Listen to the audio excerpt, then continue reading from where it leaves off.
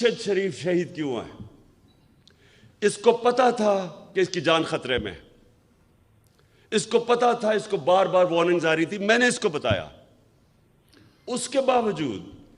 ایک دفعہ یہ پیچھے نہیں ہٹا،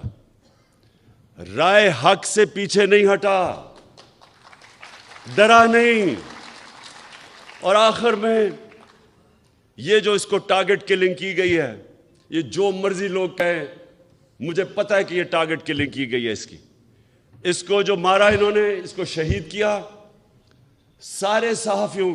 جتنے بھی پاکستان کے صحافی ہیں، یہ آج آپ سب کے لیے ہے کہ آج آپ چاہے ارشد شریف کے سے متفق ہوں یا نہ ہوں، یا آپ دوسرے کیمپ میں بیٹھے ہوں اور ان چوروں کی حمایت کر رہے ہوں، یا آپ کے اوپر لفافے چلے ہوئے ہوں، ضمیر کے بیچے ہوئے ہوں آپ نے، پھر بھی میں آپ سب کو کہتا ہوں کہ یہ ہے پاکستان کا وہ صحافی جو شاید ہی میں نے ایک اتنا دلیر، ایماندار اور محب وطن صحافی دیکھا ہو جو بالکل اپنے موقف سے پیچھے نہیں ہٹا، جان اپنی خطرے میں ڈال کے وہ کھڑا رہا رائے حق کے اوپر۔